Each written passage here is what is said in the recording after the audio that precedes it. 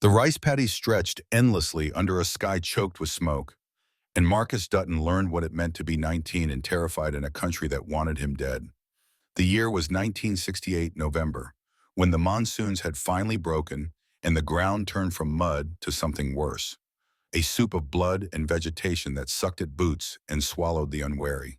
He pressed his face against the dike, M16 clutched so tight his knuckles went white beneath the grime, and counted the seconds between mortar rounds.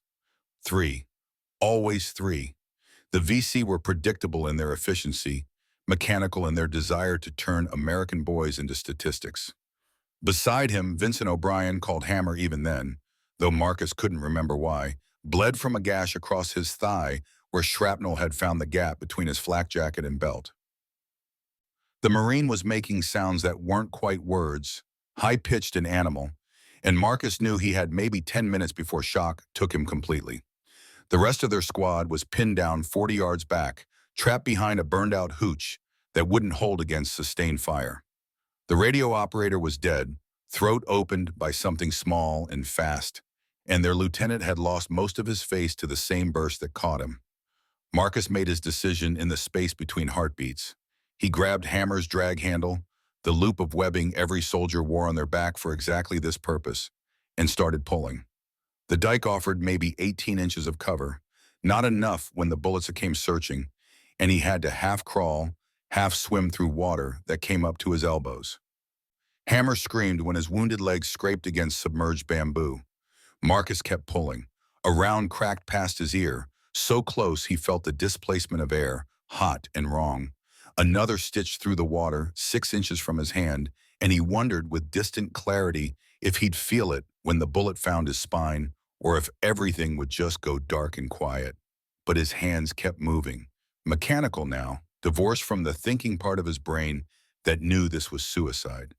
The Marine code was simple even if you weren't a Marine. You don't leave your brothers behind.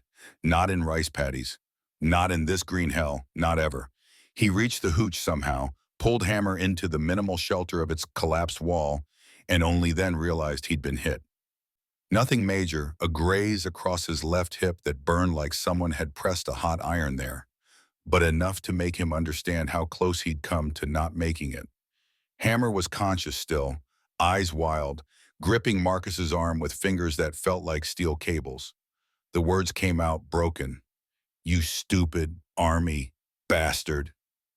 Marcus grinned despite everything, despite the mortars and the screaming and the knowledge that they probably wouldn't see tomorrow. Jarhead needs a babysitter. The rest of the squad reached them 5 minutes later, and they made it to the extraction point just before nightfall. Hammer lived. Marcus got a piece of metal in his right leg that never quite came out, and a limp that would follow him for the next 50 years. But he learned something in that rice paddy that stuck deeper than shrapnel. Honor wasn't about dying for your country. It was about making sure your brothers didn't. The nightmare released him at 4:47 a.m., same as always, and Marcus woke to find his hands clutching the sheets hard enough to hurt. Sweat soaked through his undershirt despite the October chill that seeped through the walls of his apartment above the clubhouse. His hip ached. The old wound never forgot the weather. And for a moment he was 19 again. Terrified again, certain he was about to die in a land that had no business knowing his name.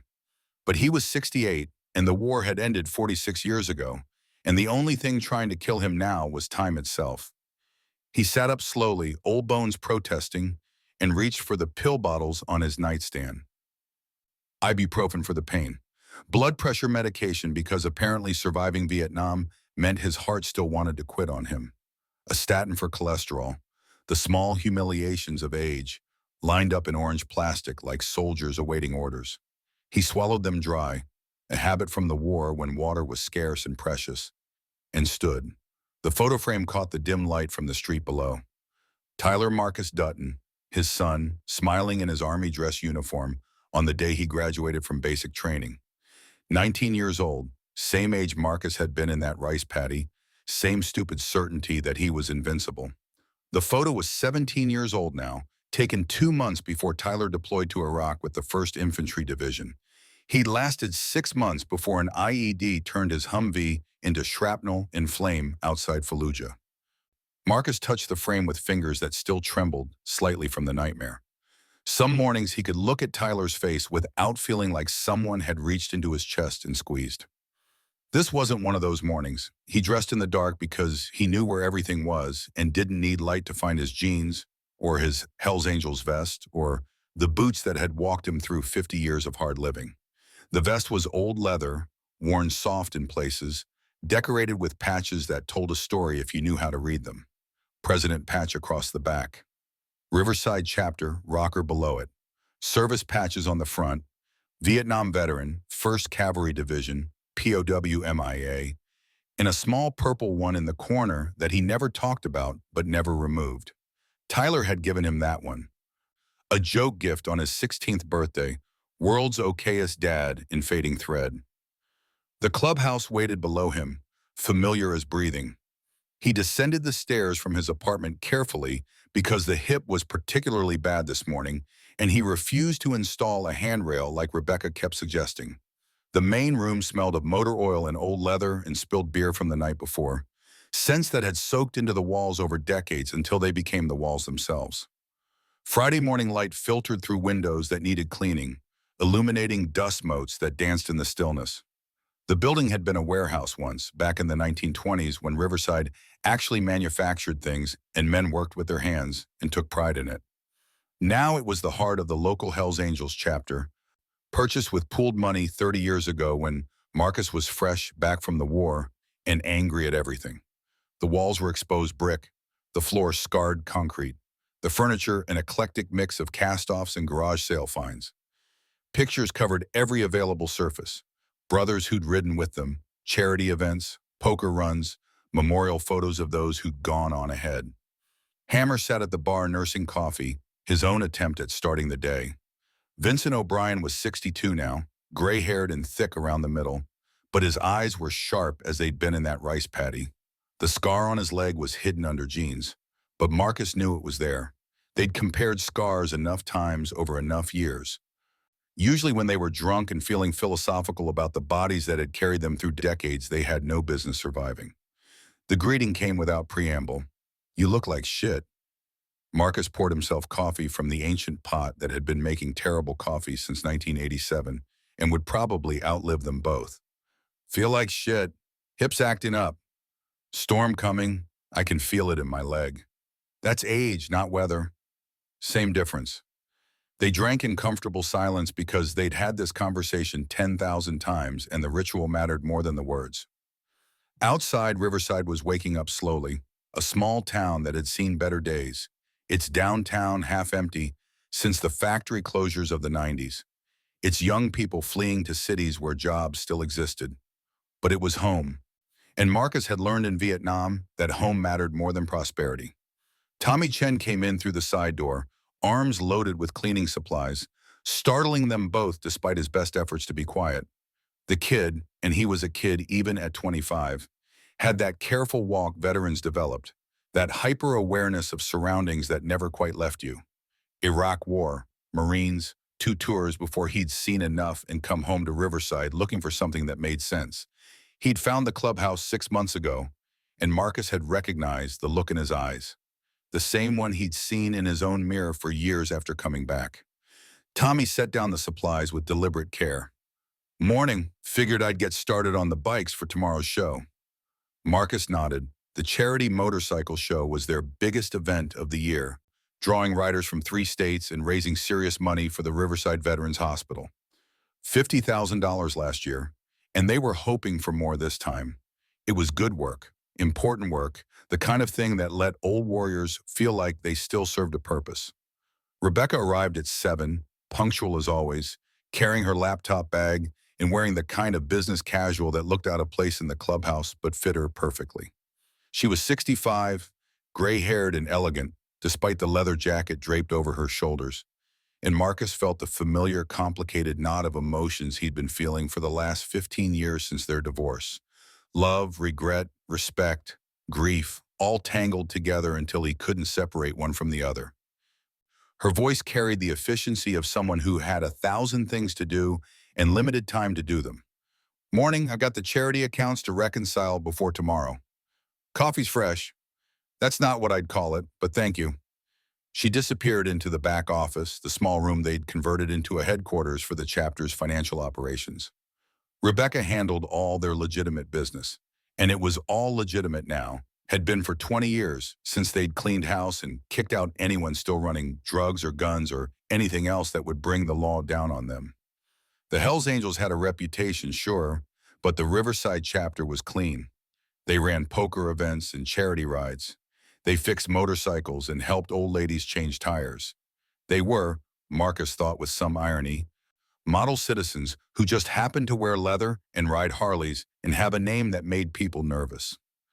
Hammer watched Rebecca go with the knowing look of a man who'd witnessed their entire relationship from courtship to marriage to divorce to this strange friendship that neither quite had words for. You should talk to her. We talk every day. About real things, about Tyler, about what comes next. Marcus drained his coffee instead of answering because some conversations required more courage than facing mortars in a rice paddy. Rebecca had left him 3 years after Tyler died, not because she stopped loving him, but because they drowned in grief together and couldn't figure out how to swim back to the surface. The divorce had been quiet, civilized, the kind where lawyers drew up papers and neither party fought because what was the point of fighting when you'd already lost everything that mattered? But she'd stayed involved with the club, kept handling their finances, showed up for events and meetings, and slowly became part of his life again, in a different shape. Sometimes Marcus thought they worked better as friends than they ever had as spouses. Other times he lay awake at 3 a.m. and wondered if he'd given up too easily, if there had been a path through the grief they hadn't found because they'd stopped looking. The phone on the bar rang, ancient and loud, a landline they kept because cell coverage in the clubhouse was spotty and emergencies didn't care about modern technology. Marcus grabbed it on the third ring. The voice on the other end was familiar. Danny Spider Martinez, their informant in the local underworld, a guy who ran a pawn shop and heard things and owed the club a favor from way back. He sounded nervous, words tumbling out fast. "Reaper, we got a situation. Need you to listen careful." Marcus straightened, old instincts flaring. "I'm listening." "Serpent MC is planning something." Kane himself, not just his street crew. "Word is he wants to make a move on your operation." Caldwell Kane. The name landed in Marcus's gut like bad news always did, cold and certain. The Serpent MC had been a problem for years, a rival club out of Miller's Crossing, 30 miles east, run by a man whose moral compass had never pointed anywhere near true north. They dealt drugs, trafficked in misery, preyed on the weak, everything the Hells Angels had spent decades fighting against. Kane personally was worse. Smart, ruthless, utterly without conscience. Marcus kept his voice level. "What kind of move?" "Don't know specifics, but I heard charity money and Friday night. That's tonight, man. Whatever they're planning, it's happening soon." "You sure about this?" "Sure as I can be without putting my neck further out. Look, I'm telling you because you guys are good people. Kane ain't. Whatever he's got planned, it ain't gonna be friendly." Marcus thanked him, hung up, and found Hammer watching with the same combat-ready focus that had kept them both alive 5 decades ago. No need to explain. Hammer had heard enough to understand. The assessment came quick. Kane wants the charity money, probably figures 50 grand in cash is worth the risk. Rebecca counts it tonight, gets it ready for deposit Monday. She's alone in that office every Friday evening while we're all up front. So he knows our patterns, knows when she's vulnerable. Been watching us.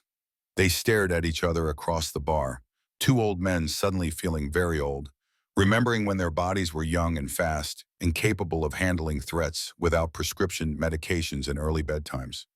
But they were also remembering something else, that honor and courage didn't depend on youth, that warriors were made by choices more than reflexes.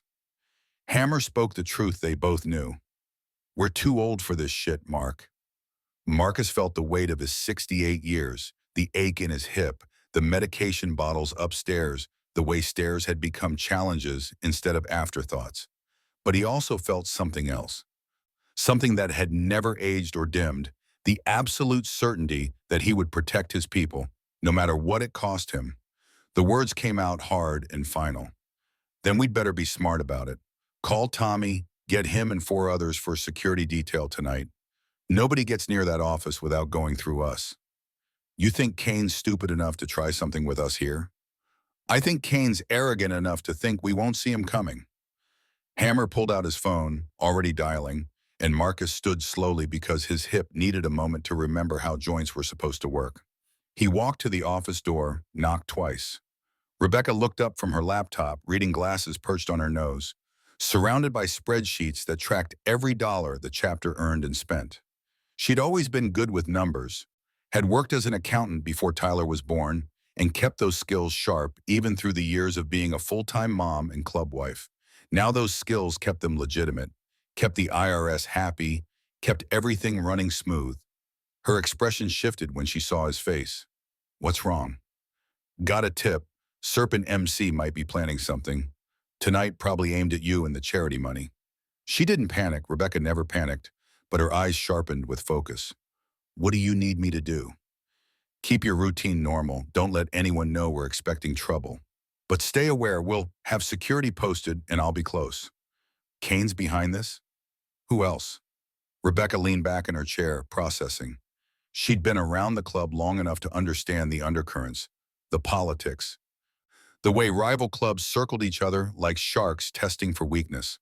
The Serpent MC had been pushing boundaries for years, small provocations that never quite crossed the line into open war. But this, targeting their charity operation, this was different. This was a declaration.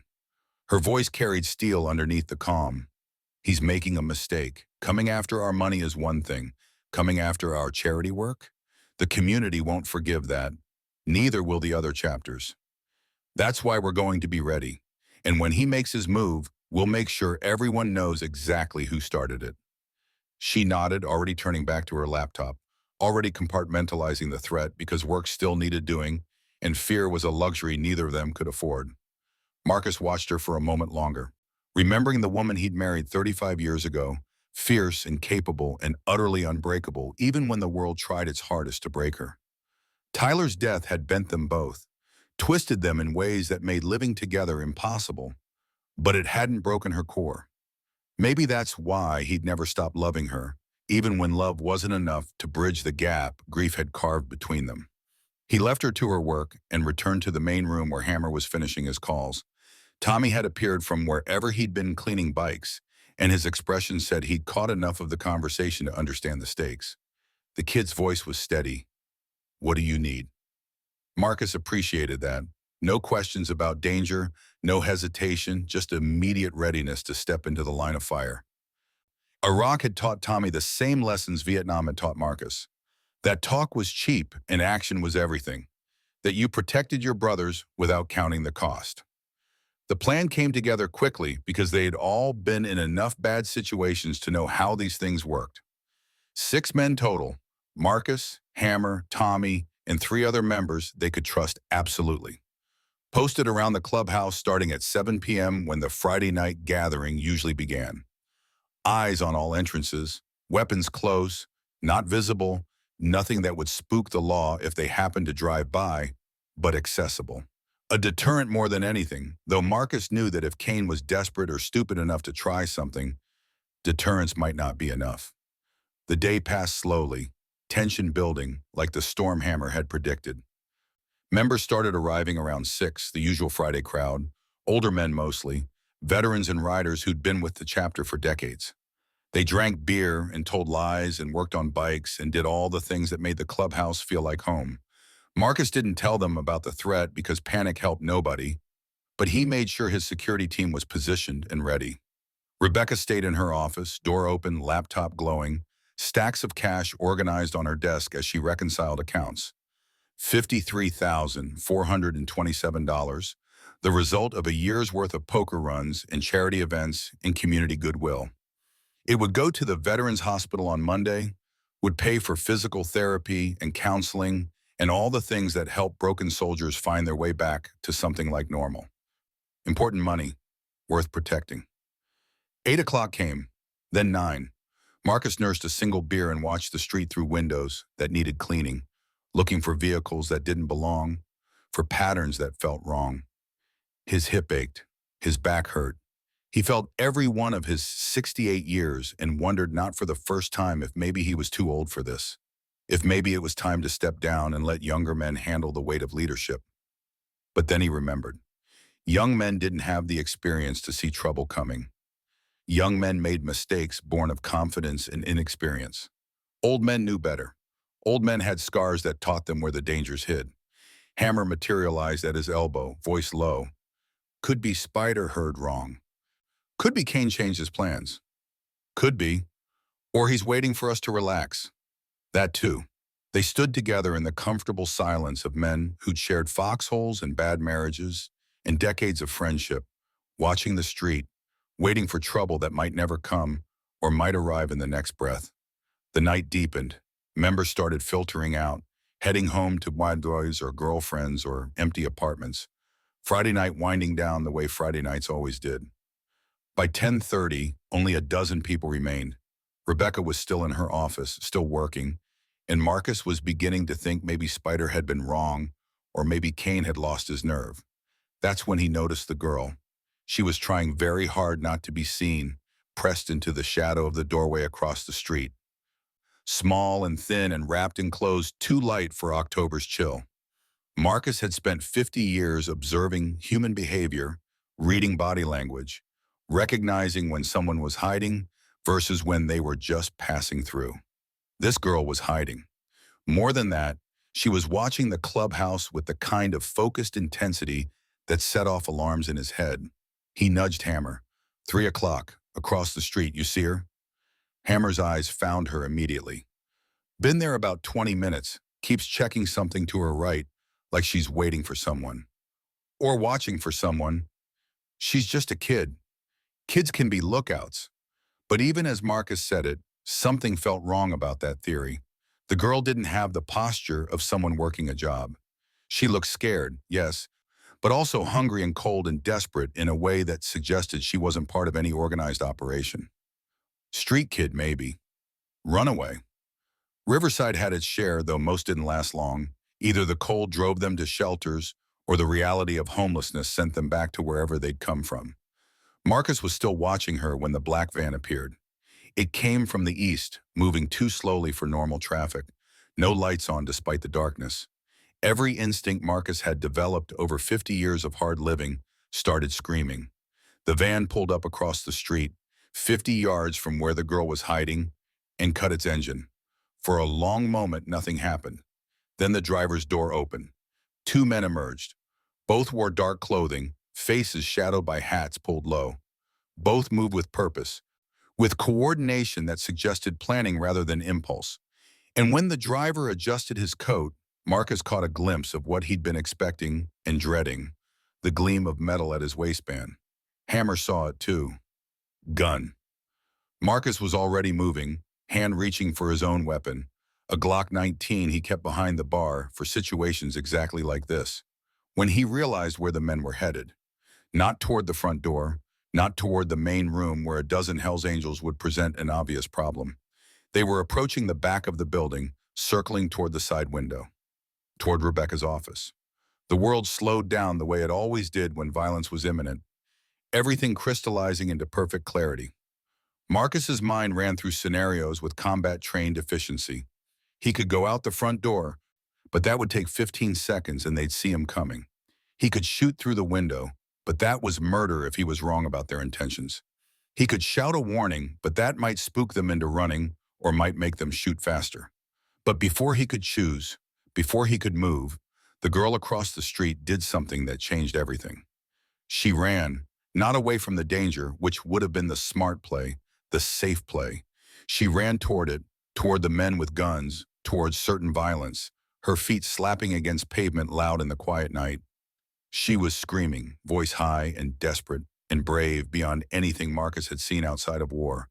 The words came crystal clear through the window. "Gun! Lady! Get down! Gun!" Everything happened at once. The two men spun toward the girl, startled, hands moving toward weapons. Rebecca, alerted by the screaming, dropped below her desk. Marcus was through the clubhouse door in 3 steps, Glock drawn, hammer right behind him. Tommy and the others poured out after them, armed and ready, and the shooting started. The first shot came from the man Marcus now recognized. Caldwell Kane himself, tall and mean-eyed, gun rising toward Rebecca's window.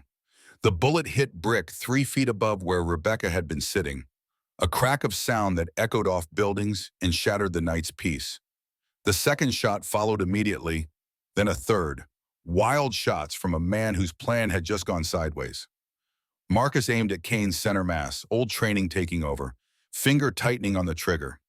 But Kane and his partner were already running, sprinting back toward the van, firing blind shots over their shoulders. One round hit a parked car. Another went wild into the sky. Then they were in the van, engine roaring to life, tires screaming as they fled. Marcus lowered his weapon, breathing hard, adrenaline making his hands shake. The whole encounter had lasted maybe 15 seconds. He turned to find the girl still standing in the middle of the street, frozen now, eyes wide with terror. She was maybe 16, Asian features, dark hair pulled back, wearing jeans and a thin jacket that had seen better days. She looked like she might collapse at any moment. Marcus holstered his gun and approached slowly, hands visible, voice gentle despite the adrenaline still flooding his system. Easy. You're okay. You're safe now. The girl's eyes focused on him, and he saw the exact moment the shock began wearing off and the reality set in. She started shaking, violent tremors that suggested hypothermia or trauma or both. But she didn't run. She stood there, the small, brave girl who just saved a stranger's life, and waited for whatever came next. Hammer was already on his phone calling the police because this was a shooting and they had procedures to follow, documentation to file, questions to answer. Tommy checked the bullet holes in the brick, marking them so investigators could see the trajectory. Other members secured the perimeter, looking for witnesses or additional threats. Rebecca emerged from the office, pale but composed, moving to Marcus's side with the kind of partnership that had survived marriage and divorce and everything between. Her voice was steady. That girl saved my life. I know. Who is she? Don't know yet, but we're going to find out. Marcus turned his attention fully to the girl now, taking in details with an investigator's eye. The backpack that looked like it held everything she owned, the dirt under her nails, the hollow look of someone who hadn't eaten properly in days, the way she held herself, shoulders hunched, ready to run, expecting the worst because the worst was what she'd learned to expect. He kept his voice calm and non-threatening. What's your name? The girl's response came out barely above a whisper. Sarah. I'm Marcus. That woman you just saved? That's Rebecca. He paused, uncertain what to call her. Ex-wife felt wrong. Friend felt insufficient. My partner. Sarah's eyes tracked to Rebecca, then back to Marcus. Calculating odds, measuring danger. She was reading them the same way Marcus had learned to read threats in Vietnam, looking for tells, for weaknesses, for escape routes. Smart kid, scared kid. His next question came gently. How long you been on the street, Sarah? The answer came with resignation, like she'd been expecting the question and knew lying wouldn't help. Weak. Running from? She didn't answer, but her eyes flickered with something, fear, shame, trauma, that told Marcus everything he needed to know. Foster care, probably. Abuse, almost certainly. The same story that played out in too many homes where the system placed vulnerable kids with people who shouldn't be trusted with goldfish, let alone children. Hammer returned from his phone call. Police are 5 minutes out. We need to get statements ready. Marcus nodded but kept his focus on Sarah. Something about her was triggering memories. Connections his brain was trying to make but hadn't quite completed. The way she held herself, the determination underneath the fear, the kind of courage that ran toward danger instead of away from it. His voice came out rougher than he intended. Those men, the ones with guns, you see their faces? Not really. The one who shot, he was taller, maybe 6 foot, hat pulled low, but when he raised his gun, his sleeve came up and I saw. She paused, closed her eyes, remembering. A tattoo, snake, coiled around his wrist, really detailed. Marcus and Hammer exchanged looks. Serpent MC. Not just any member, Kane himself, based on the height and build, which meant this wasn't just a robbery attempt. This was personal, premeditated, and backed by one of the most dangerous men in 3 counties. Tommy appeared with a blanket, draping it around Barney's shoulders with the awkward gentleness of someone who wanted to help but wasn't sure how. The girl accepted it without comment, wrapping it tight, still shaking.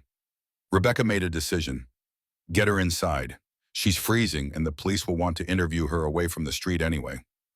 Marcus started to object. Procedure was to secure witnesses separately, not mix them with potential victims. But Rebecca gave him the look that had won 1,000 arguments during their marriage, and still won most of them now. They led Sarah inside, guided her to a chair near the bar away from windows and danger. Hammer brought her water. She drank it like she hadn't seen liquid in days, gulping it down so fast Marcus worried she'd make herself sick.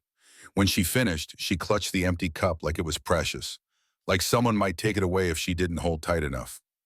The silence stretched. Marcus wanted to ask questions: where she came from, why she was watching the clubhouse, what made her risk her life for a stranger. But police sirens were growing louder, and he knew they'd be asking those same questions soon enough. Better to let her catch her breath, let the shock wear off a bit. But Rebecca, never one to leave well enough alone, knelt down so she was eye level with Sarah. That was the bravest thing I've ever seen. You didn't know me. You owed me nothing. Why did you do it? Sarah looked at her for a long moment, then at Marcus, then down at her empty cup.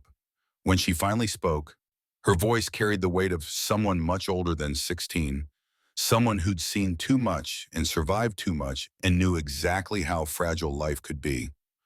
The words came out simple and devastating. Because no one was there for my mom when she needed help, and I couldn't just watch someone else die. The admission hung in the air, heavy with implications, and Marcus felt something shift in his chest. This wasn't just a brave kid. This was a broken kid who'd turned her trauma into action, who'd chosen courage over safety because she knew what it felt like to be helpless. He recognized that impulse. He'd felt it in rice paddies when pulling Hammer to safety had felt less like heroism and more like desperate refusal to accept another death. Before anyone could respond, the police arrived. 2 patrol cars, lights flashing, officers Davidson and Ramirez, whom Marcus knew from community meetings and charity events. Good cops, by and large, the kind who understood that Riverside's Hells Angels were more community organization than criminal enterprise these days. But good cops still had jobs to do and procedures to follow, and a shooting was serious business regardless of who was involved. Officer Davidson took in the scene with experienced eyes: bullet holes in the brick, shell casings on the ground, a dozen armed bikers, and 1 terrified teenager. His voice carried authority without aggression. Anyone hurt? Marcus answered. No injuries. 2 suspects fled in a black van heading east on 5th Street, armed and dangerous. One of them I can identify as Caldwell Kane from Serpent MC. Davidson's expression darkened. Kane's name carried weight in law enforcement circles. Multiple arrests, few convictions, a man who knew how to work the system and slip through its cracks. You're certain? Certain enough. And this young lady can confirm she saw them up close, saw the snake tattoo on the shooter's wrist. All eyes turned to Sarah, who shrank under the attention but nodded confirmation. Ramirez pulled out a notebook, already taking down preliminary statements. The questions came methodical and thorough. What time did she notice the van? How many men? What did they look like? Where was she standing? Why was she watching the clubhouse? That last question made Sarah hesitate, and Marcus saw her calculating whether to lie or tell the truth. The truth won. I was hungry, was going to check the dumpster after you all left. Been watching the place for a few days, learning the schedule. No shame in her voice, just fact. She'd been surviving the only way she knew how, and if that meant scavenging for food, then that's what you did. Davidson's expression softened. He had kids of his own, Marcus knew. Teenagers who'd never know what it felt like to be that desperate. The interview continued for another 20 minutes, details extracted and documented, evidence photographed and collected. More officers arrived to expand the search, to canvass for witnesses, to turn a quiet Friday night into a crime scene.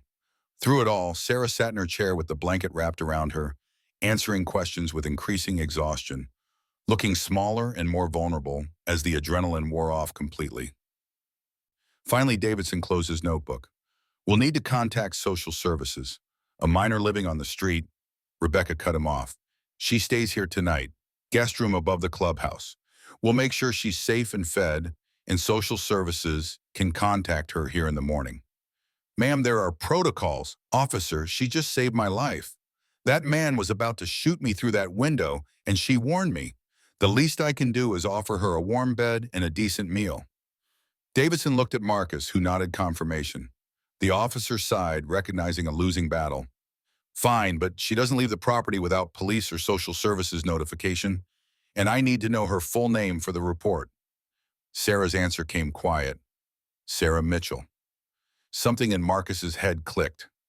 Mitchell, that name meant something. Scratching at the edges of memory, he pulled out his phone, scrolled through photos, found the one he was looking for. It was old, 18 years old, taken in Iraq before everything went wrong. Tyler and his unit, smiling for the camera despite the heat and danger. Young men who thought they were invincible. Third from the left, Corporal Daniel Mitchell, Marines, 1st Battalion, 6th Marines. Dark hair, Asian features, that same determined expression Marcus now saw reflected in Sarah's face. His voice came out careful, almost afraid of the answer. Sarah, you ever have a brother? Military, maybe. She looked up sharply, eyes wide. Daniel Mitchell, he was a Marine. Died in Afghanistan 3 years ago. How do you? Marcus turned his phone around, showed her the picture. Because he served with my son, Tyler Dutton. They were in the same unit when an IED hit their convoy outside Kabul. Danny tried to pull Tyler out of the burning Humvee. Your brother saved 3 men that day. He was a hero. The information seemed to drain what little energy Sarah had left. She stared at the photo, tears starting to leak from eyes that had probably cried themselves dry months or years ago. Her hand reached out to touch the screen, fingers hovering over her brother's face like she could reach through time and glass and bring him back. Rebecca moved to sit beside her, arm around her shoulders, providing comfort with presence more than words.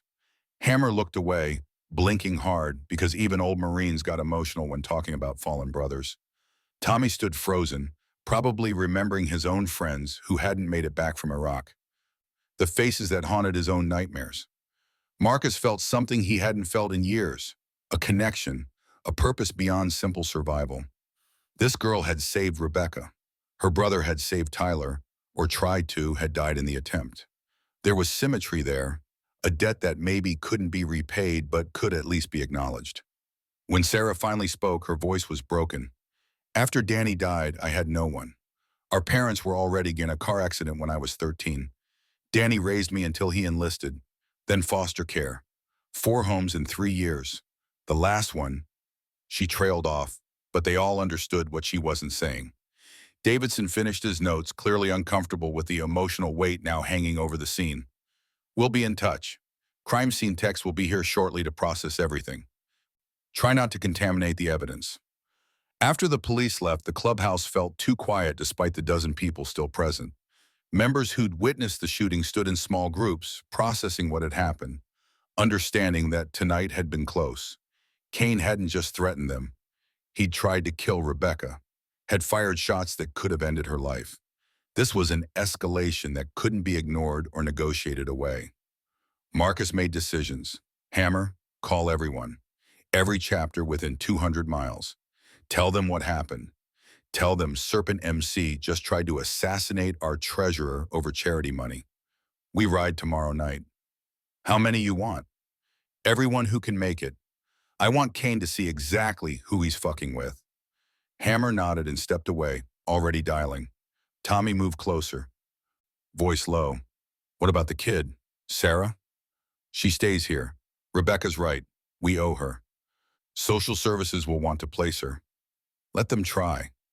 Rebecca was still sitting with Sarah, talking quietly, and Marcus approached to find the girl looking marginally more present, the shock giving way to exhaustion. His voice came gentle. You can't go back to the street. Not now, not after this. Kane saw you. He'll know you're the one who warned us. Sarah's eyes went wide. You think he'll come after me? I think he's the kind of man who eliminates witnesses, which means you need protection. I can take care of myself. Marcus almost smiled at that, at the fierce independence that probably kept her alive this long. But independence couldn't stop bullets. I'm sure you can, but humor me. Stay here tonight, get some sleep. Tomorrow we'll figure out the next steps. Rebecca added, there's a room upstairs, small but clean. It's got a bed and a door that locks from the inside. You'll be safe. Sarah looked between them, clearly torn between pride and pragmatism. Pragmatism won, probably because she was too exhausted to fight. Just tonight. Just tonight, Marcus agreed, though he suspected it would be longer than that. This girl had saved Rebecca, had shown courage that defied her circumstances, and had a connection to his son that felt like the universe demanding he pay attention. He wasn't going to let her disappear back into the streets where Kane could find her. Rebecca led Sarah upstairs to the guest room Marcus maintained above the clubhouse, a space usually reserved for brothers passing through town or members too drunk to ride home safely. Tommy retrieved her backpack from where she dropped it on the street, brought it up along with a bottle of water and the leftover pizza from earlier in the evening. Basic hospitality, the kind any decent person would offer. But judging from Sarah's expression, it was more kindness than she'd experienced in a long time. Downstairs, the clubhouse emptied slowly as members headed home with instructions to be ready tomorrow. The story would spread by morning. Serpent MC had attacked their treasurer, a young girl had saved her life, and Reaper was calling for a gathering. Hell's Angels from Ohio and Pennsylvania and Michigan would start their engines, would point their bikes toward Riverside, would answer the call because that's what brothers did. By midnight, only Marcus and Hammer remained. Sitting at the bar nursing beers, neither was really drinking, processing the night's events. Hammer broke the silence. You know what calling everyone means. 500 bikes, minimum. That's a show of force that'll have consequences. Kane already started this. We're just finishing it. That girl, Sarah, you can't adopt every broken kid who crosses your path. I'm not trying to adopt her. I'm trying to keep her alive. Is that what you're telling yourself? Marcus didn't answer because Hammer was right, and they both knew it. The moment he'd seen Sarah's face, the moment he'd connected her to Daniel Mitchell, and through him to Tyler, something had shifted. This wasn't just about protection or duty or repaying a debt. This was about having someone to protect again. About finding purpose in a life that had felt increasingly purposeless since Tyler died. He'd spent 18 years grieving his son, 18 years wondering if he could have done something different, if he could have talked Tyler out of enlisting, or convinced him to take a safer posting, or just been a better father so Tyler had something worth staying home for. All useless speculation, all guilt that served no purpose except to eat him alive in the small hours of the morning. But Sarah was here now, all even in need of exactly the kind of protection Marcus had failed to give his son. Maybe it was the universe offering redemption. Maybe it was just coincidence. Either way, he was going to make sure she didn't end up like Tyler or Daniel. Another name on a memorial wall, another family destroyed by violence and circumstance. His words came out harder than intended. She reminds me of him, Tyler. Same age he was when he came to me and said he'd enlisted. Same look in her eyes, scared but determined, like the world had already hurt her, but she was going to face it anyway. And you couldn't protect Tyler, so you'll protect her. Wouldn't you, if you saw a chance to do it right this time? Hammer considered this, remembering his own losses. A daughter from his first marriage, grown and distant, a son who died at 3 from illness, and nodded slowly. They were old men haunted by the people they'd failed to save. If the universe offered them one more chance to be heroes, even small, domestic heroes, they'd be fools to turn it down. Upstairs, Rebecca checked on Sarah and found her already asleep, still fully clothed, clutching the backpack like someone might steal it while she slept. The pizza sat untouched. Rebecca covered her with an extra blanket, left a note saying breakfast would be at 8, and closed the door quietly. She found Marcus and Hammer at the bar and joined them, accepting the beer Marcus offered without comment. They drank in silence because words felt insufficient for processing what had happened. Kane had tried to kill her. A stranger had saved her. That stranger turned out to be connected to Tyler through her dead brother. And now Marcus was planning something that would either end the conflict or escalate it into open war. Rebecca's voice cut through the silence. What's the plan for tomorrow? Show of force. Ride to Kane's clubhouse with everyone we can muster. Make it clear that attacking us has consequences. You think that'll be enough? I think it's a start. And Sarah? Marcus paused, choosing words carefully. She needs stability, safety, a place where she's not constantly running or hiding or wondering where her next meal comes from.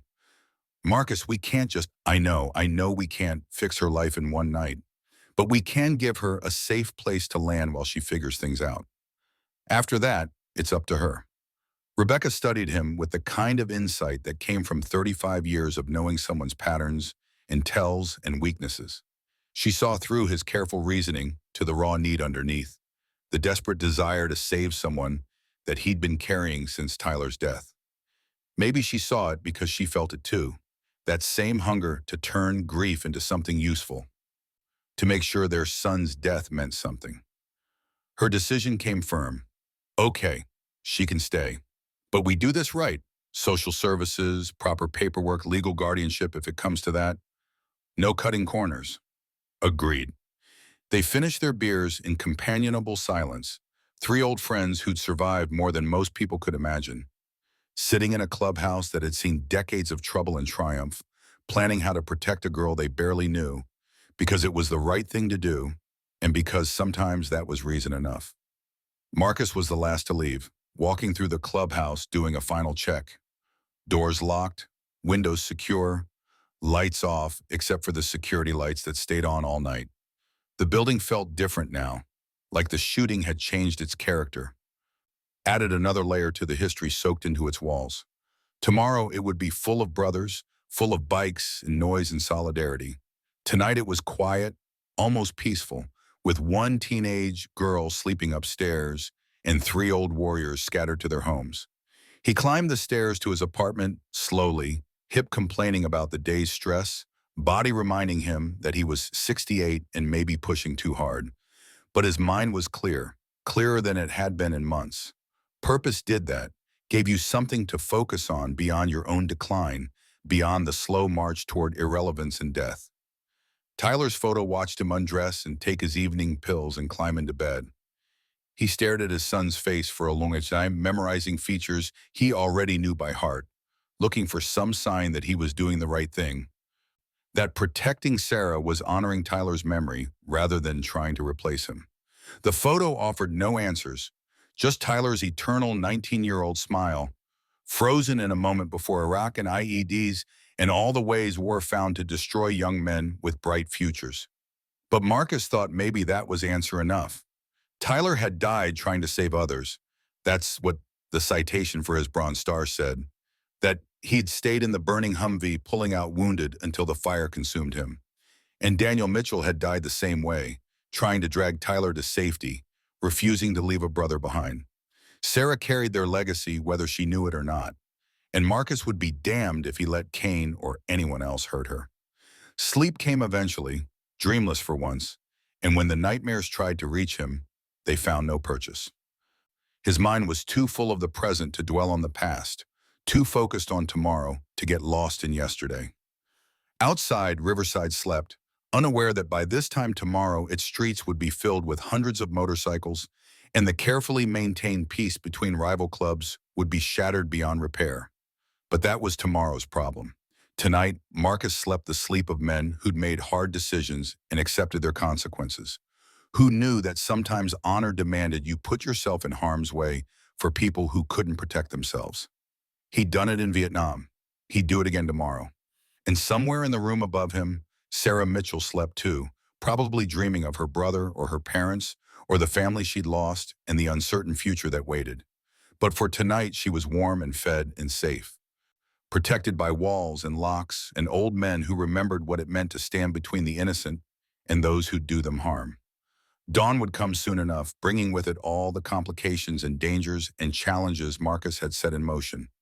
But in the small hours before sunrise, the clubhouse stood quiet and solid, a fortress built from loyalty and brotherhood, and the stubborn refusal of old warriors to accept that their fighting days were done. The storm was coming. Kane had ensured that with his bullets and his arrogance. But when it arrived, it would find not victims, but veterans, not targets, but a brotherhood forged in war and tempered by decades of survival. And at the center of it all, one scared teenage girl who'd thrown a bottle and screamed a warning and changed the trajectory of everything that followed. Heroes came in unexpected packages. Marcus had learned that in rice paddies and firefights in all the years since. Sarah Mitchell was a hero whether she felt like one or not. And Marcus would make damn sure she lived long enough to understand what that meant. Sarah woke to sunlight stabbing through unfamiliar windows and the smell of coffee strong enough to raise the dead. For 3 disorienting seconds, she couldn't remember where she was. Not under the bridge, not in a foster home, somewhere else. And then the previous night crashed back with the force of bullets hitting brick. The gun, the screaming, Marcus and Rebecca, the photo of her brother standing next to a boy who died trying to save him. She sat up too fast and her head spun. The room was small but clean, exactly as promised, with a bed that had actual sheets and a door that locked and a window that looked down on motorcycles lined up like sleeping metal beasts. Her backpack sat where she'd left it, untouched, which meant something, but she wasn't sure what yet. Voices drifted up from below, male voices, lots of them, and the rumble of engines that made the floorboards vibrate. Sarah moved to the window and stopped breathing. The street was full of motorcycles. Not 10 or 20, but hundreds, stretching in both directions as far as she could see, more arriving even as she watched. Men in leather vests stood in groups, talking, laughing, drinking coffee from paper cups. But there was nothing casual about the gathering. This was something organized, purposeful, dangerous. She dressed quickly in the same clothes from yesterday because they were all she had, finger-combed her hair, and tried to look like someone who belonged anywhere. The hallway outside her room was empty, but the stairs led down to chaos. 50 men at least, maybe more, filling the clubhouse main room, spilling out into the parking lot. Asian faces, black faces, Latino faces, white faces, all united by leather and patches and something Sarah didn't have words for but recognized instinctively: brotherhood.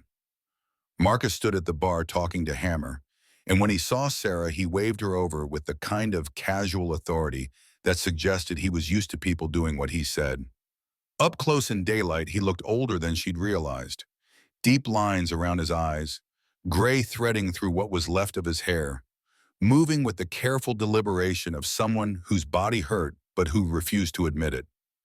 His greeting came simple. "You sleep? Some? Hungry?"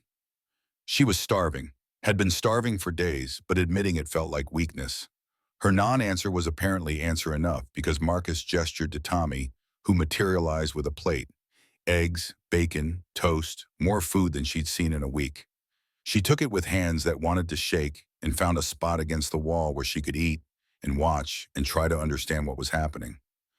Rebecca emerged from the office wearing the same clothes from last night, which meant she'd probably slept here too, probably hadn't gone home because going home meant leaving the money unguarded and Kane was still out there. She looked tired but composed, moving through the crowd with coffee and quiet words, organizing something Sarah couldn't quite parse. Hammer's voice carried over the noise. "Brothers, listen up. Reaper wants to address everyone before we ride."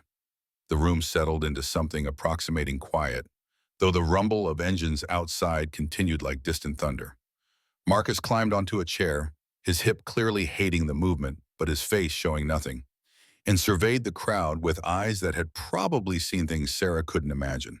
When he spoke, his voice carried, despite not being particularly loud. "Last night, Caldwell Kane tried to kill Rebecca, shot at her through a window, would have succeeded if not for a 16-year-old girl who had the guts to scream a warning." Heads turned towards Sarah, and she wanted to disappear into the wall but couldn't. Marcus continued, "Kane thinks we're old, thinks we're weak, thinks he can take what's ours, our charity money, our community work, our respect, and we'll just roll over." The anger in the room was palpable, barely contained, old men remembering when they weren't old, when challenges got answered with fists, or worse. Marcus raised a hand and they settled again. "So here's what's happening. We ride at noon, all of us. Every chapter that answered the call. We go to Kane's clubhouse, and we show him exactly who he's fucking with. We don't fire first. We don't start violence. But we make it crystal clear that attacking us has consequences. Hammer spoke up. How many we got? Last count, 843 bikes. More still coming. The number landed like a physical thing, and Sarah understood. This wasn't just about protecting Rebecca. This was about respect, about showing that age didn't mean irrelevance, that old warriors were still warriors. The men around her straightened, looked at each other, and she saw decades fall away as they remembered who they used to be. Someone called out, "What about the girl? She's safe here while we're gone." Marcus's answer came firm. "She stays here with security detail. 10 men, fully armed. Kane doesn't get near her." After the meeting broke up, Sarah found herself alone with Rebecca, who'd brought fresh coffee and the kind of assessing look that suggested she saw through whatever front Sarah was trying to maintain. The question came gentle but direct. "You understand what's happening here?" "Not really." "Marcus is going to war over me, over you, over the principle that Kane can't just shoot at people and walk away." Sarah absorbed this, trying to understand why strangers would risk themselves for her, why any of this mattered to men who owed her nothing. Her confusion must have shown because Rebecca sat beside her with the practiced ease of someone who'd spent decades translating male posturing into plain English. "20 years ago, I was you." "Well, similar. Foster care, 5 homes, ran away at 14 and lived on the streets until Hell's Angels found me." The admission hit like cold water. "You were homeless?" "Yes. Scared?" "Absolutely. But Marcus's father was president then, and he believed everyone deserved a second chance. Took me in, got me off the streets, helped me finish high school. That's where I met Marcus. He was fresh back from Vietnam, angry at everything, trying to figure out how to be a person instead of a soldier." Sarah tried to imagine Rebecca young and homeless and couldn't quite manage it. The woman beside her was too composed, too together, too much like someone who'd always belonged somewhere. "I was 17 when we started dating, 19 when we got married, 20 when Tyler was born. Built a whole life with this club, with these men. They're not perfect. Marcus sure as hell isn't. But they're loyal. They take care of their own. But I'm not their own." Rebecca's smile carried sadness and warmth in equal measure. "You saved my life. That makes you family whether you accept it or not." Before Sarah could respond, the clubhouse doors burst open and Tommy ran in, phone in hand, face urgent. "Turn on the news, now." Someone found the remote and the TV mounted above the bar flickered to life. Local news. A perfectly coiffed anchor with the expression people got when reporting tragedy. The headline banner read, "Gang Violence Rocks Riverside." The anchor's voice carried practiced concern. "Riverside police are investigating a shooting that occurred late Friday night outside a local motorcycle club. Authorities say Caldwell Kane, president of the Serpent Motorcycle Club, has issued a statement claiming he was acting in self-defense after being threatened by members of the Hells Angels. Kane is calling for calm and asking authorities to investigate what he describes as an attempt to kidnap a minor who is allegedly being held against her will." The screen cut to Kane himself, handsome in an aging rock star way, clean cut for the cameras, wearing a button-down shirt instead of leather, every inch the concerned citizen. His voice dripped false sincerity. "These men have this young girl, and I was simply trying to ensure her safety when they opened fire. I'm calling on social services to intervene before someone gets hurt." Sarah felt the room's temperature drop. Kane had flipped the narrative, made himself the hero and them the villains, and he'd done it on morning television where the whole town could see. Marcus's face had gone carefully blank, which Sarah was learning meant he was furious but controlling it. Hammer killed the TV. "That lying son of a—" "He's smart," Marcus's voice cut through the anger.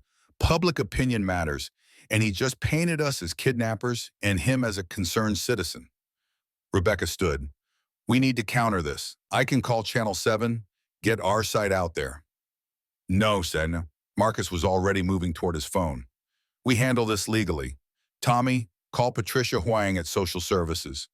Tell her we need her here now to verify Sarah's safety involuntary presence. Hammer, get Jake Morrison on the phone. We need a lawyer present when police show up, and they will show up. Sarah's chest tightened. They're going to make me leave. Not if we document everything properly. You're here voluntarily. You're safe. You witnessed a crime. That makes you a material witness under our protection until Kane's arrested. But foster care, one problem at a time. The next 2 hours descended into bureaucratic chaos. Patricia Huang arrived first, mid-50s, Asian American, carrying the exhausted efficiency of a social worker who'd seen too much and saved too few. She interviewed Sarah privately in the office, asking questions about her living situation, her foster homes, why she'd run, whether she felt safe with the Hells Angels. Sarah told the truth because lying had never served her well. The last foster home wasn't safe. The man there, Mr. Miller, he touched me inappropriately. I ran because staying felt worse than being homeless. Patricia's expression flickered with anger and resignation. We're investigating Mr. Miller based on other reports. But Sarah, you understand you can't just live with a motorcycle club? There are procedures, background checks, proper placements. So you're sending me somewhere else? Another home where maybe the next guy is worse? I'm trying to find you somewhere safe. I'm safe here. Patricia looked through the office window at the hundreds of bikers gathering. The weapons Sarah could see even when they tried to hide them. The barely controlled violence simmering under every interaction. Her skepticism showed, this doesn't look safe to me. They protected me from men with guns. What's the system going to do, fill out forms? The social worker didn't have an answer for that, and Sarah realized with cold clarity that she was on her own the way she'd always been on her own. The system would process her, place her, move her through the machine until she aged out or broke, and nobody would actually care whether she survived the experience. Before Patricia could respond, police arrived. Officers Davidson and Ramirez plus 2 detectives Sarah didn't recognize. They interviewed everyone separately, took statements, photographed the bullet holes that hadn't been repaired yet. Jake Morrison, the lawyer Marcus called, was a silver-haired veteran who looked like he ate prosecutors for breakfast. And he positioned himself as a barrier between the club and overzealous law enforcement. The lead detective, Martinez, sharp-eyed and skeptical, pulled Marcus aside for a conversation Sarah could partially hear. Mr. Dutton, we have a complaint that you're holding a minor against her will. From Caldwell Kane, the man who tried to murder my ex-wife? We have to investigate all allegations. Then investigate. You'll find Sarah Mitchell is here voluntarily, under witness protection pending Kane's arrest, and has formally complained about abuse in her foster placement. Patricia Huang can confirm everything. Martinez looked like he wanted to argue, but Jake's presence blocked that avenue. The lawyer's voice carried steel underneath the politeness. My client has cooperated fully. Sarah Mitchell has given a voluntary statement. Unless you're charging someone with a crime, this interview is over. The police left with obvious reluctance, and Sarah understood she had just watched powerful men play chess with her life as the prize. It should have felt violating, but mostly felt inevitable. This was how the world worked. People with authority deciding things for people without it. Patricia returned to the office.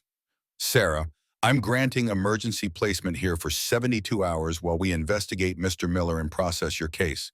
But after that, you'll need to go to a licensed facility until we find appropriate foster care. So 3 days. 3 days to figure out next steps. Use them wisely. After the authorities left, the clubhouse felt like a pressure cooker, waiting to explode. The ride to Kane's clubhouse was scheduled for noon, and it was already 11:30, which meant 800 bikers would soon be rolling through Riverside streets in a show of force that would either end the conflict or start a war neither side could control. Marcus found Sarah sitting in the same spot against the wall, watching everything, processing the reality that in 72 hours she'd be back in the system, back to running or surviving or giving up. His presence was solid, reassuring in a way she didn't trust yet but wanted to. You okay? The question was absurd. Nothing was okay and might never be okay again, but she recognized it as the thing people said when they meant something else. I guess. 3 days isn't much time. I've survived on less. Marcus lowered himself carefully to sit beside her, his hip clearly protesting, but his face showing nothing. Your brother Danny, what did he tell you about the Marines, about service? The question caught her sideways. Said it gave him purpose. Said he was protecting people who couldn't protect themselves. That's what he was doing when he died, trying to pull my son out of a burning vehicle. 3 other men made it because Danny wouldn't leave anyone behind. Sarah felt tears threatening and pushed them down because crying in a room full of bikers felt like the worst kind of weakness. Did it matter that he was brave? He still died. It mattered to the men he saved. It mattered to their families, and it matters to me. Marcus pulled something from his pocket, a small patch, leather backing, embroidered with wings and the words, Guardian Angel. This is new. We're creating it for people who save one of ours. You're the first person to earn it. I just screamed. Most people would have run. You ran toward danger. That's the definition of courage. The patch felt heavy in her hands, more substantial than cloth and thread should be. Sarah traced the stitching and tried to understand what accepting it would mean, what obligations came with being seen instead of invisible. Outside, engines roared to life, hundreds of them, a mechanical thunder that shook windows and rattled her bones. Marcus stood with a grunt that tried to be silent. Time to go. You stay here with the security team. Don't open the door for anyone except us. Tommy has my number if there's trouble. Sarah watched him walk away, watched him transform from old man with bad hip to president of a brotherhood. Watched him climb onto a Harley that looked like it weighed more than she did. Rebecca appeared beside him on her own bike. Sarah hadn't known she rode, and then the mass exodus began. 843 motorcycles rolled out of Riverside in formation, 3 and 4 abreast, stretching for blocks, chrome glinting in October sun, leather-clad riders sitting straight and proud despite their age. Citizens stopped to watch, some filming on phones, some just staring at the spectacle of old men going to war. The sound was overwhelming, beautiful, and terrible, the kind of thing Sarah would remember forever whether she wanted to or not. Tommy stood guard at the door, 9 other men positioned at strategic points, all armed, all watching. Sarah retreated to her room upstairs because being surrounded by protective strangers felt suffocating, and from the window she could see the empty street, the silence after the storm, the waiting. An hour passed. 2. Sarah's phone, a cheap prepaid thing she'd managed to keep charged at the library, buzzed with a message from an unknown number. This is Rebecca. We're at Kane's clubhouse. No violence yet, but tension is high. You safe? She typed back, safe, bored, scared. Normal reactions. Stay put. The afternoon crawled. Sarah dozed fitfully, woke to shadows lengthening, checked her phone obsessively for updates that didn't come. Downstairs, the security team played cards and watched the street and radiated the casual alertness of men who'd done this before, who knew how to wait while staying ready. When her phone finally rang at 5 p.m., Rebecca's voice carried exhaustion and relief. It's over. No shots fired. Kane saw how many of us showed up and backed down. We're heading back. Is Marcus okay? He's fine. Sore and tired, but fine. We'll be there in an hour. The bikes returned just after 6, fewer than left. Some had peeled off to head home, but still impressive, still formidable. Marcus dismounted with obvious pain but satisfaction in his eyes, and when he saw Sarah watching from the doorway, his nod said, We handled it. You're safe now. That night, the clubhouse filled with celebration. Beer and stories, laughter and relief, old men reliving their moment of relevance. Sarah stayed on the periphery, accepted food and water and a sweatshirt when the temperature dropped, listened to war stories, both literal and figurative. Nobody pressured her to talk or participate or be anything except present, which felt like the greatest gift anyone had offered in years. Later, when most had gone home and only the core members remained, Marcus sat with her at the bar. You've got 2 more days before social services moves you. We need a plan. What kind of plan? Rebecca and I talked. We want to apply for emergency foster placement. Keep you here legally while things get sorted. Sarah's throat closed. You barely know me. I know enough. You're brave. You're smart. You survived things that would break most people. And you saved Rebecca's life. That's enough. What if I'm too broken to fix? Marcus's laugh was unexpected, rough but genuine. Kid, we're all broken. The trick is finding people who understand your particular damage. Rebecca and I lost our son. You lost your brother. Maybe we can't fix each other, but we can at least understand. She wanted to believe him, but trust felt dangerous. Hope felt like setting herself up for disappointment. Still, the alternative was going back into the system, and that felt worse than risking this fragile offer of family. Her voice came out smaller than intended. Okay. Okay, we try. Okay, we try. Marcus extended his hand and Sarah shook it, formal and binding, a contract sealed in leather and chrome, and the desperate hope that maybe this time things would be different. Monday morning arrived cold and clear, the kind of October day that promised winter wasn't far behind. Marcus stood in front of the mirror in his apartment, adjusting a tie he hadn't worn in 3 years, fingers fumbling with the knot because dress clothes felt like costumes now, foreign and constricting. The last time he'd worn a suit was Tyler's memorial service, and the memory made his hands shake until he forced them still through sheer will. Rebecca had picked out the clothes, dress pants, button-down shirt, the tie, leather jacket instead of his vest, because they needed to look respectable for the judge. Sarah waited downstairs wearing a dress Rebecca had bought yesterday, dark blue and modest, the kind of thing that screamed responsible guardian choices to anyone paying attention. The girl looked uncomfortable, kept tugging at the hem, unused to fabric that didn't come from thrift stores or donation bins. The courthouse sat in downtown Riverside, an old limestone building that had witnessed a century of justice and injustice in roughly equal measure. Jake Morrison met them on the steps, briefcase in hand, projecting the kind of confidence lawyers cultivated when they knew the law and weren't afraid to weaponize it. His greeting came brisk. Patricia Huang filed her report this morning. It supports emergency placement with you two, but the judge will want to hear from Sarah directly. They entered through metal detectors, past security guards who nodded at Marcus because everyone in Riverside knew who he was, climbed marble stairs worn smooth by decades of nervous feet. The courtroom was smaller than Sarah had expected from television, wood-paneled, informal, with a judge's bench that looked designed to intimidate. A handful of people already waited. Patricia Huang with her files, a court reporter, and sitting in the back row like a cancer that refused to die. Gerald Miller. Sarah stopped when she saw him, every muscle locking, and Marcus felt rage flood his system so completely he tasted copper. Miller looked exactly like the kind of man who'd abuse foster kids, middle-aged and soft, thinning hair combed over a bald spot, wearing a cheap suit and cheaper cologne, eyes that slid away when you looked directly at them. He had a lawyer beside him, some public defender who looked fresh out of law school and already defeated by life. Jake's voice came low in Marcus's ear. Don't react. We handle this in court, not with fists. Marcus forced his hands to unclench because Jake was right, even though every instinct screamed to cross the room and introduce Miller's face to the nearest hard surface.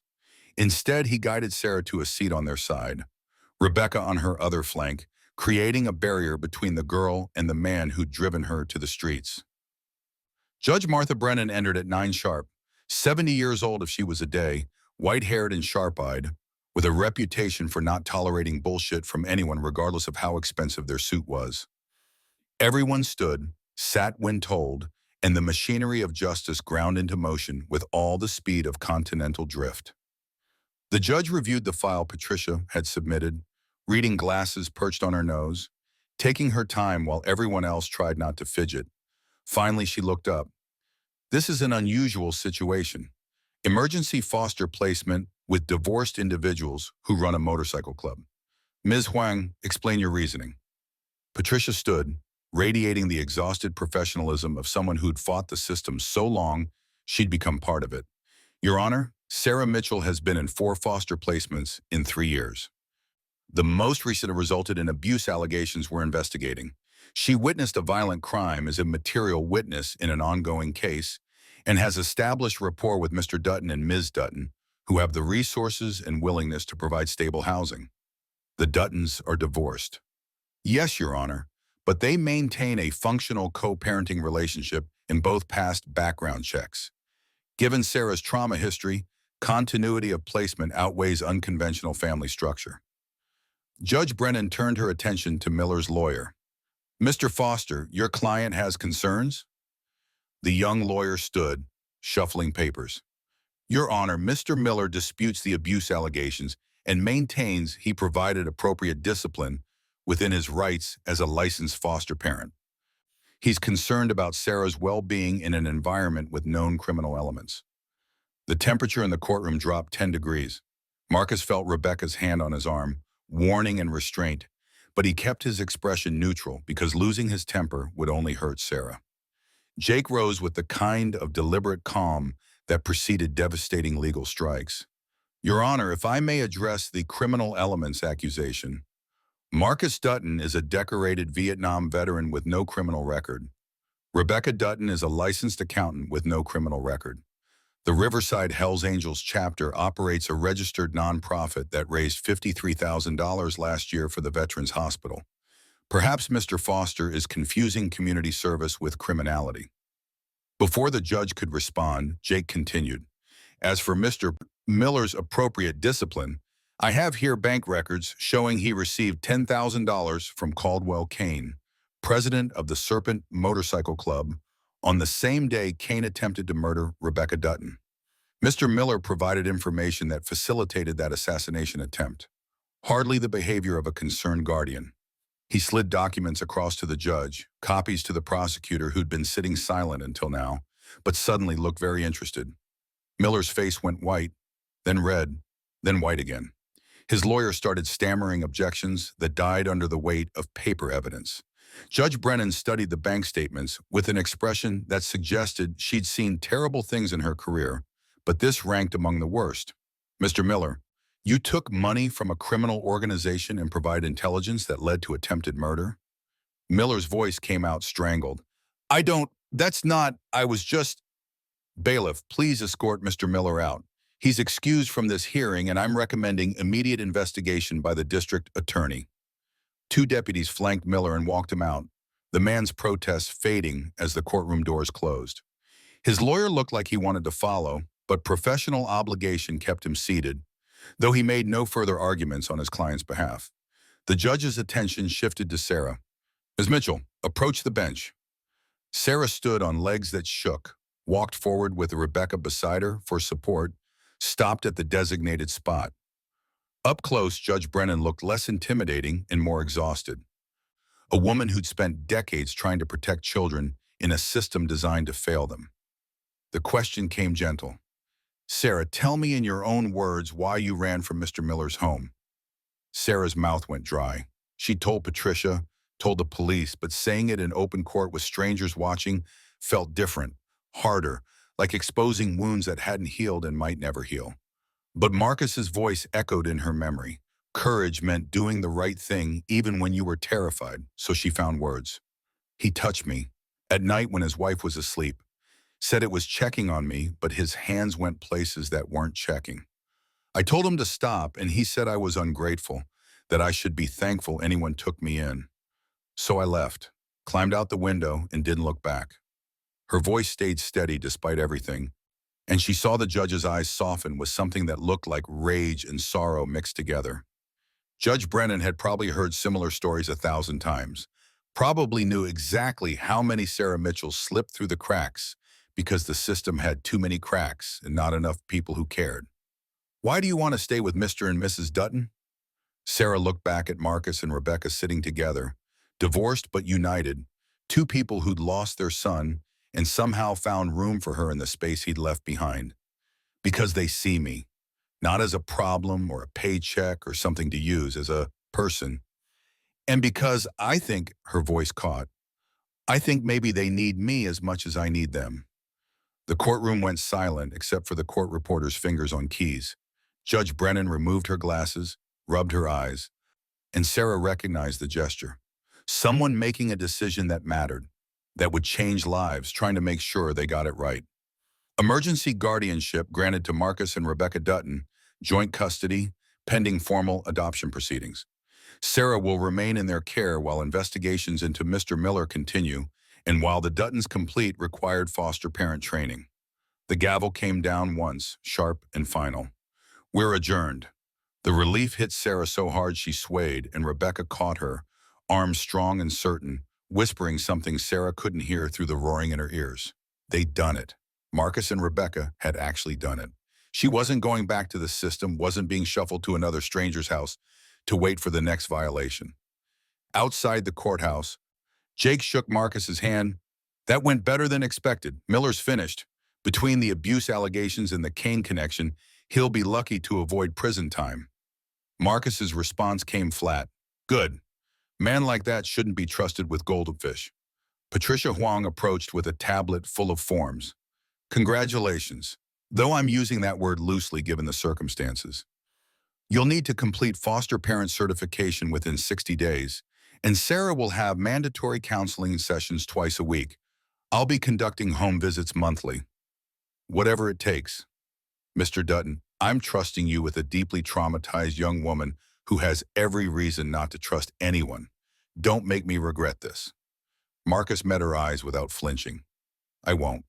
They drove back to Riverside in Marcus's truck, Sarah in the middle, Rebecca by the window, feeling like something fragile that needed protection from both sides. Nobody spoke much because words felt inadequate for processing what had happened. Sarah was theirs now, legally and officially, at least until the adoption went through. They were hers, these two broken strangers who decided she was worth saving. School was next, and Marcus handled it with military efficiency. Enrolled Sarah at Riverside High junior year, classes starting tomorrow.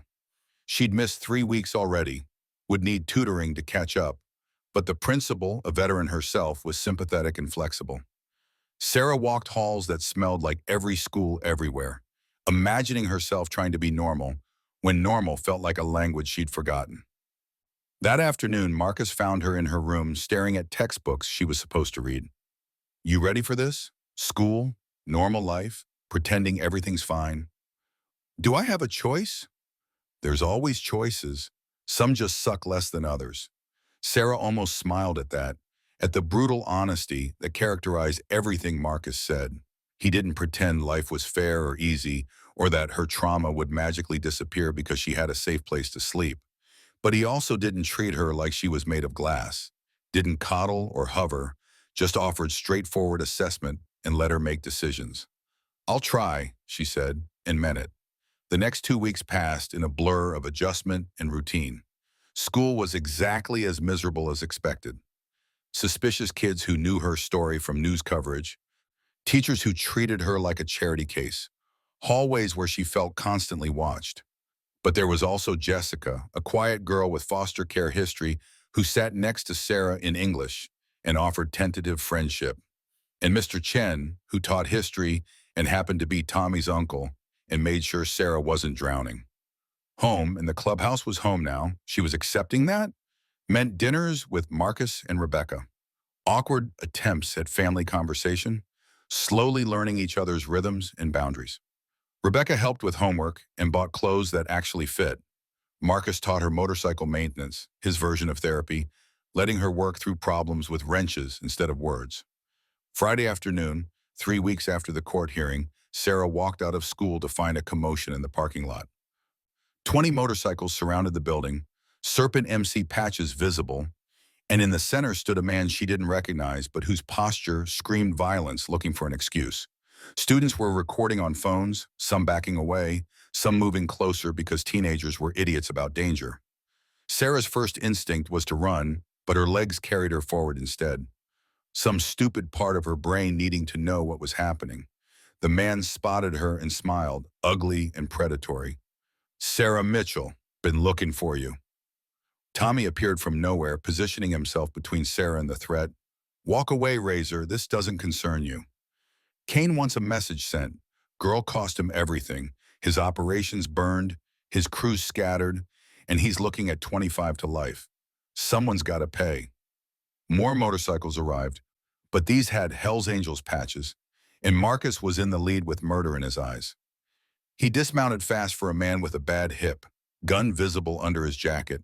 flanked by Hammer and 20 brothers who looked ready to turn the school parking lot into a battlefield. Marcus's voice carried cold authority. Razor, you've got exactly 10 seconds to get back on your bike and leave before this ends bad for everyone. You really want to do this in front of witnesses? In front of kids? I really want to protect that girl. Everything else is negotiable.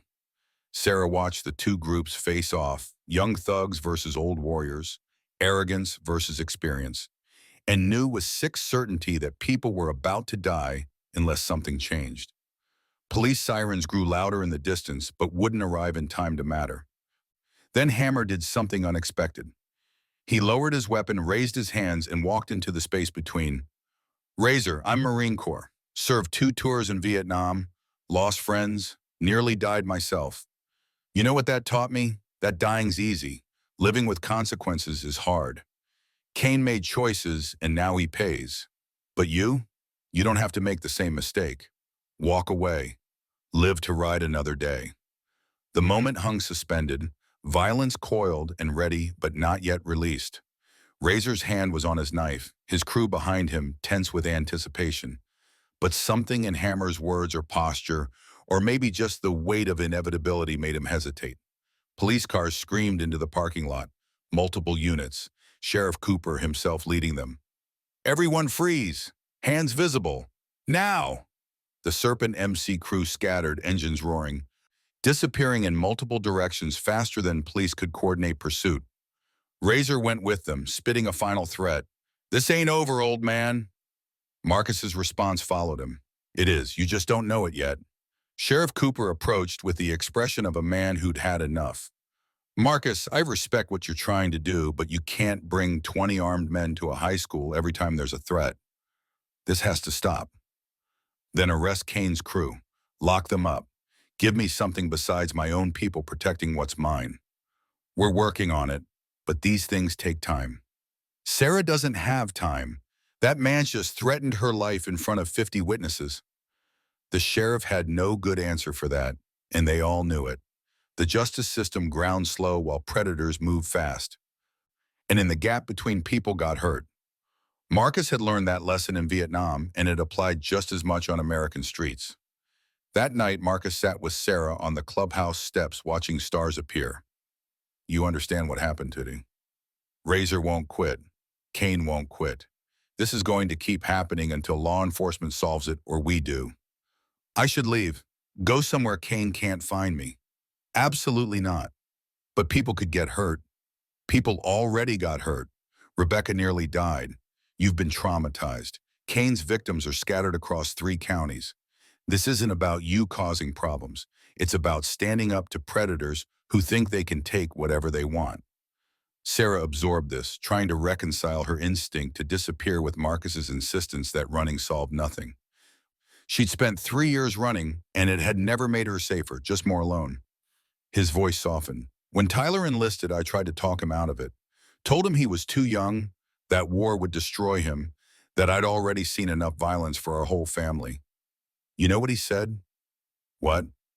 That some things were worth fighting for even if fighting hurt. That protecting people who couldn't protect themselves mattered more than staying safe. Marcus paused. He was right, and he died proving it. So yeah, standing up to Kane is dangerous. But the alternative, letting him win, that's worse than danger. That's betraying everything my son believed in. They sat in silence after that, 2 people bound by loss and circumstance, watching Riverside settle into night. Tomorrow would bring more challenges and threats and the grinding reality of making this impossible situation work. But tonight they had stars and quiet and the fragile promise that maybe family could be chosen instead of inherited. 3 months later, Sarah stood in the clubhouse main room, surrounded by 300 Hell's Angels, while Marcus addressed the crowd. Brothers, sisters, we gather to make official what's already true. Sarah Mitchell saved Rebecca's life. She stood up to Kane's crew. She's proven herself family not by blood, but by choice and courage. He held up a leather vest, custom fitted, with the guardian angel patch prominent above the heart. Sarah's hands shook as he helped her into it, leather settling on her shoulders like armor and acceptance combined. Rebecca appeared with adoption papers, signed and notarized. making it legal and permanent. Sarah Dutton, our daughter. The room erupted in cheers and engine revs, and Sarah felt tears finally break through. Not from sadness, but from belonging, from being seen and chosen and protected. Marcus hugged her awkwardly because physical affection didn't come natural to either of them, but his grip was strong and certain and said everything words couldn't.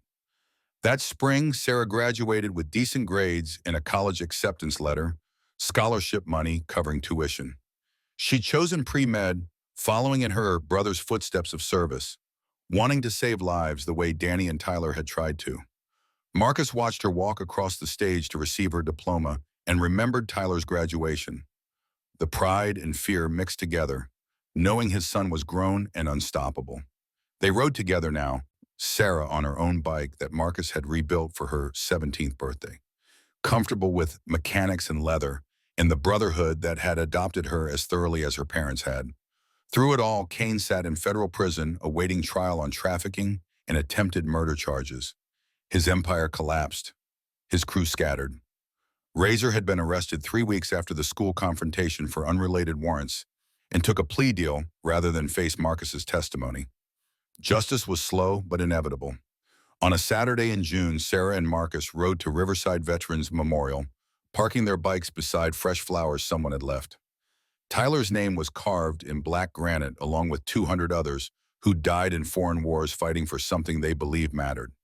Daniel Mitchell's name was there too, 2 rows down, and Sarah traced the letters with fingers that no longer shook when she remembered. Marcus stood beside his. "You've made them proud, both of them." "I hope so." "I know so. Taking broken pieces and building something new, that's the bravest thing anyone can do." They rode back to the clubhouse where Rebecca was setting up for Sunday dinner, a tradition that now included Sarah's girlfriend Jessica and Tommy's family, and the ever-expanding circle of people who'd somehow become theirs. The parking lot was full of bikes, and the grill was smoking, and someone had music playing too loud, but nobody complained because this was home.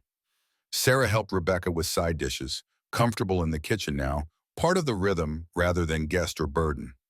Marcus supervised the grill with Hammer beside him.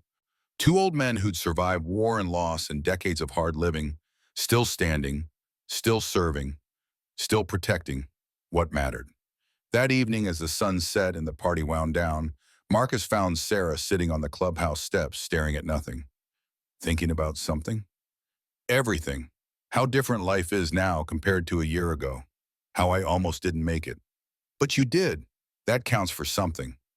Sarah looked at this man who'd chosen her when he had every reason not to, who'd fought for her and taught her and loved her in his gruff, uncomfortable way. "Thank you for seeing me, for not giving up." Marcus's response came simple. That's what fathers do. They sat together watching stars emerge, motorcycle engines cooling in the parking lot, family and friends cleaning up inside. The clubhouse lights glowed warm and welcoming, no longer a place where Sarah watched from shadows, but somewhere she belonged completely. She still had nightmares sometimes, still flinched at unexpected touches, still carried trauma that therapy helped but couldn't erase. But she also had Marcus and Rebecca, and a community that had claimed her as one of their own. The guardian angel patch on her vest wasn't just decoration.